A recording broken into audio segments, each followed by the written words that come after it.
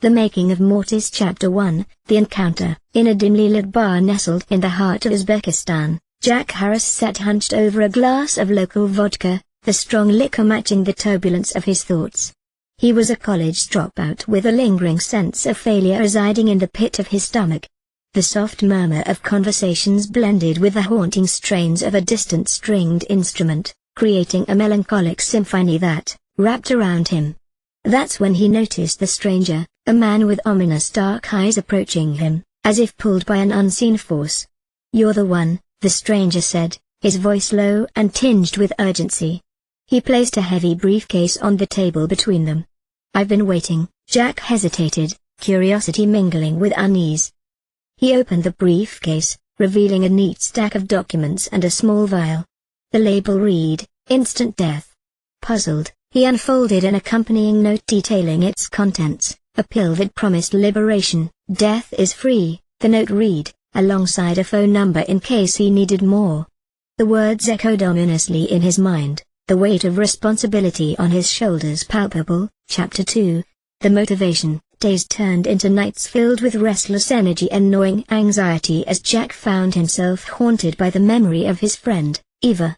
Once vibrant and full of dreams, she had succumbed to chronic depression that no therapist or medication could alleviate. Jack now recalled her hopeful laughter, which had gradually dimmed into silence, replaced with weary sighs and vacuous stares. "You have to help me, Jack.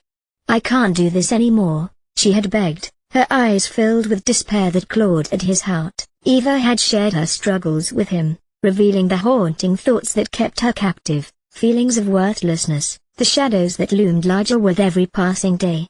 Her body had withered, losing the strength to stand while her spirit dwindled to a flickering flame. The darkness had pulled her into its bosom irrevocably, metastasizing into a physical illness that neither she nor their doctors could explain. Jack felt impotent as he watched her suffer, a futile observer to the agony of a friend he cherished deeply.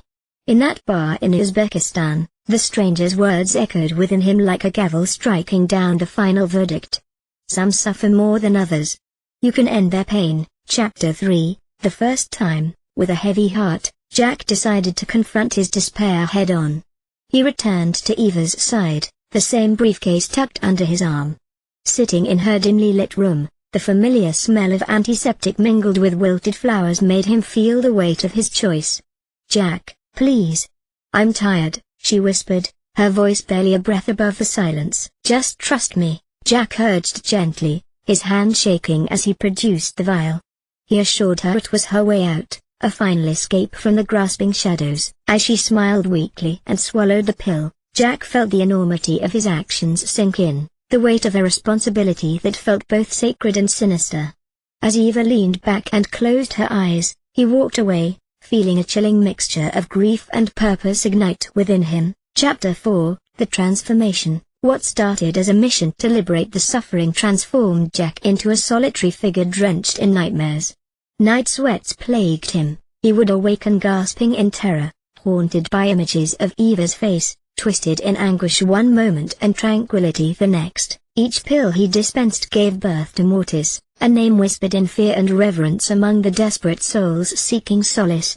The weight he carried became heavier, morphing him into a ghost of himself, navigating the labyrinth of his own conscience. Chapter 5. The Consequences. One evening, as rain pelted the windows, Jack received a chilling phone call that shattered his fragile reality. "You're not saving them, Mortis," a voice said, dripping with disdain. "You're damning them." The voice belonged to a former client whose life had spiraled into chaos after their encounter with Mortis. "You think you're a savior?" they shouted, a mixture of anger and sorrow. "You've taken the choice away from them, Jack.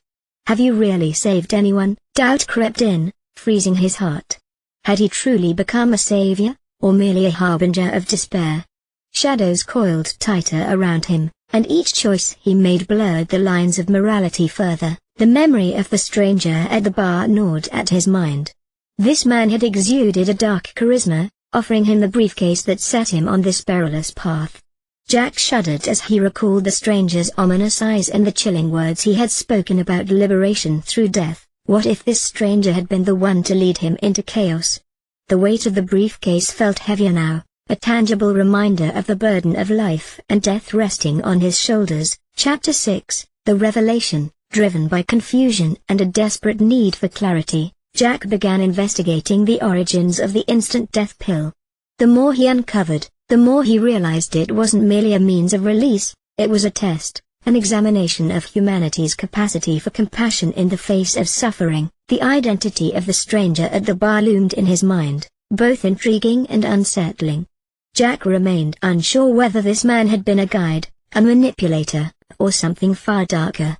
He remembered snippets of their conversation, certain words echoing in his mind, suggesting a twisted understanding of mortality. Meanwhile, the former client's voice haunted him, providing a stark reality. Jack's mission might not be the savior's path he had envisioned but rather a descent into moral ambiguity. As he dug deeper, Jack discovered that the stranger at the bar had once been a renowned doctor, a visionary turned pariah after challenging societal norms around life and death. This revelation colored Jack's understanding of their encounter and illuminated the choices laid out before him. Both figures, one on the phone, one in his memory, reflected the complexities of life and death, amplifying Jack's moral struggle as he grappled with the darkness surrounding him. Epilogue, The Descent into Shadows. Mortis stood on the precipice, looking outward into the abyss of choices that lay before him. Each new face, the hopeful, the desperate, the broken, represented another crossroads of existence. As he clutched the briefcase, the phone rang again. Next client, the voice whispered, an echo of fate drawing him into the swirl of anguish. Jack hesitated, caught between duty and morality, uncertain of the path he was about to choose.